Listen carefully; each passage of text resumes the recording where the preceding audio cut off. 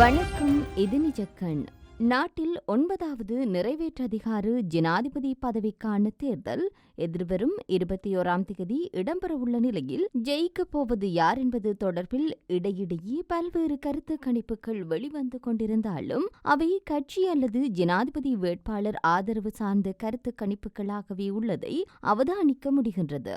சில கருத்து கணிப்புகள் ஜனாதிபதி வேட்பாளரின் வெற்றி வாய்ப்பு தொடர்பில் முன்னுக்கு பின் முரணான முடிவுகளை கொண்டதாக காணப்படுகின்றன.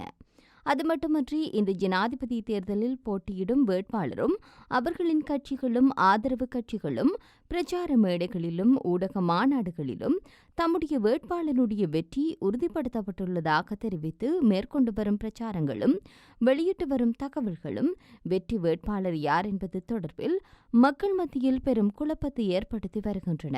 எனவே நடைபெறவுள்ள ஜனாதிபதி தேர்தல் களம் தொடர்பிலும் வெற்றி வாய்ப்புகள் குறித்தும் ஆராயப் போகின்றோம். எதிர்வரும் ஜனாதிபதி தேர்தலில் போட்டியிட 39 வேட்பாளர்கள் கட்டுப்பணம் செலுத்திய நிலையில் ஒருவர் மரணமடைந்து விட்டதனால் 38 வேட்பாளர்கள் போட்டியிடுகின்றனர். இவர்களில் தற்போதைய ஜனாதிபதியும் வேட்பாளருமான ரணில் விக்ரமசிங்க, எதிர்க்கட்சித் தலைவரும் வேட்பாளருமான சஜித் பிரேமதாசா, தேசிய மக்கள் சக்தி JVP ஆகியவற்றின் தலைவரும் வேட்பாளருமான அனுரகுமார திசாநாயக்க, முன்னாள் ஜனாதிபதி மஹிந்த ராஜபக்ஷவின் மகனும் பொதுஜன பெரமுன வேட்பாளருமான நாமல் ராஜபக்ஷ ஆகியோருக்கிடையிலேயே பிரதான போட்டி இடம்பெறும் நிலையில் தமிழ் பொது வேட்பாளரான அரியநேத்திரனும் இவர்களின் வெற்றி வாய்ப்பில் தாக்கம் செலுத்தக்கூடியதொரு வேட்பாளராகவே இருக்கின்றார்.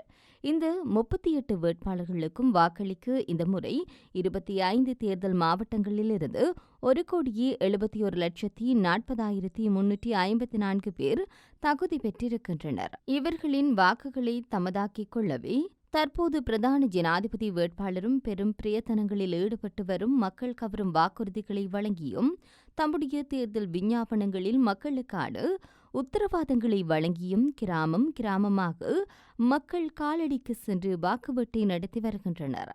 இவ்வாறான நிலையில்தான் இவர்களுடைய ரணில் விக்ரமசிங்க தான் மீண்டும் ஜனாதிபதி ஆவார், இல்லை சஜித் பிரேமதாசா தான் ஜனாதிபதி ஆவார், இல்லை இந்த முறை JVP-யை அடிப்பதனால் அனுரகுமார திசாநாயக்க தான் ஜனாதிபதி, யார் இதை கோரினாலும் ராஜபக்சர்களுக்கென ஒரு வாக்கு வங்கி உள்ளது, அவர்கள் தம்முடைய வெற்றிக்காக எதனையும் செய்ய துணிந்தவர்கள், எனவே நாமல் ராஜபக்ஷ தான் அடுத்த ஜனாதிபதி என்றவாறாக பல்வேறுபட்ட கருத்துக்கள் மக்கள் மத்தியில் உள்ளன.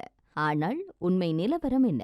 இந்த ரணில் விக்ரமசிங்க, சஜித் பிரேமதாசா, அனுரகுமார திசாநாயக்க, நாமல் ராஜபக்ஷ ஆகிய 4 வேட்பாளர்களில் 4வது வேட்பாளரான நாமல் ராஜபக்ஷ போட்டியில் இல்லை என்பதே உண்மை.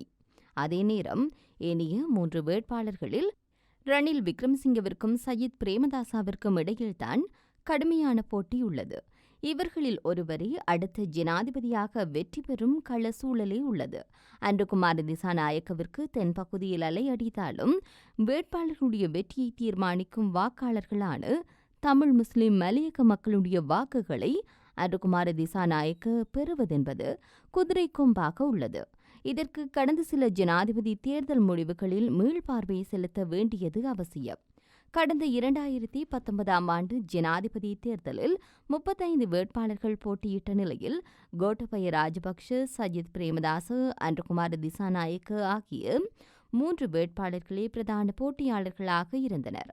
1,59,92,096 வாக்குகளில் 1,33,87,951 பேர் வாக்களித்து அந்த தேர்தல் முடிவுகளின்படி கோட்டபய ராஜபக்ஷ 69,24,255 வாக்குகளை பெற்று ஜனாதிபதியாக தெரிவானார்.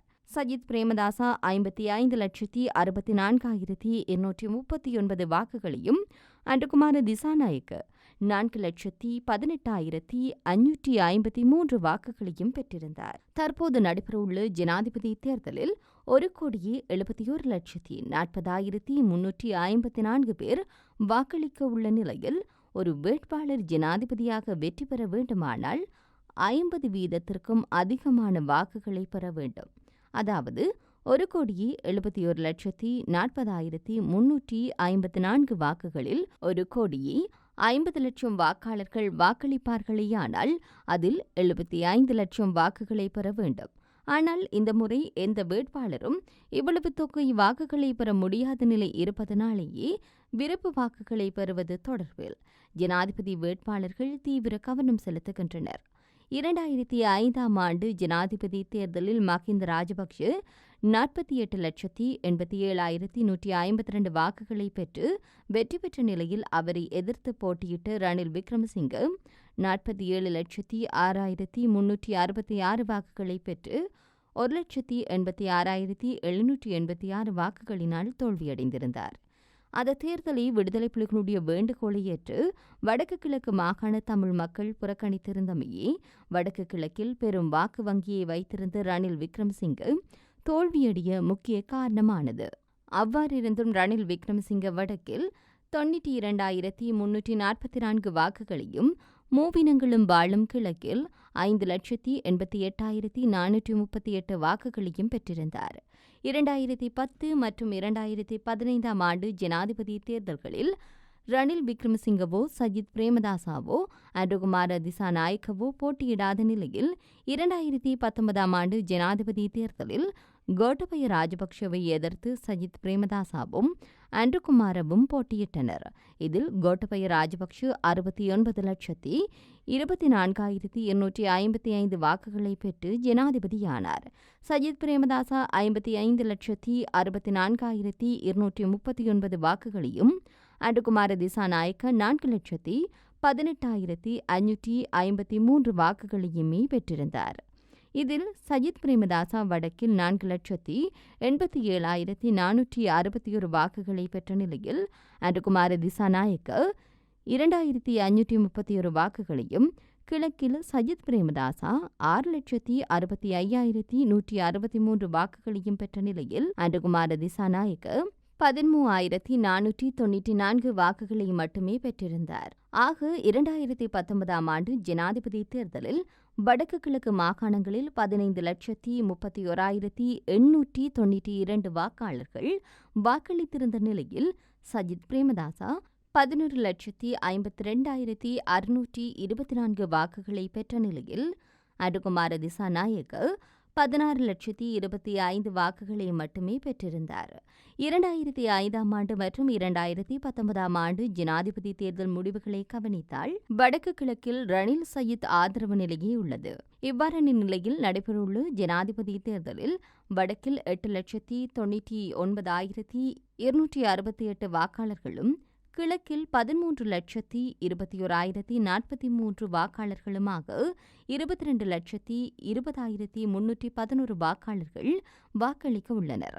இந்த வாக்குகளில் அதிகமானவற்றை ரணில் சயீத் ஆகியோர் பங்கிட உள்ள நிலையில் தமிழ் பொது வேட்பாளருக்கும் கணிசமான அளவு ஆதரவு உள்ளதனால் வடக்கு கிழக்கில் அனுரகுமார திசாநாயக்கவின் நிலை கவலைக்கிடமாகவே உள்ளது. நன்றி.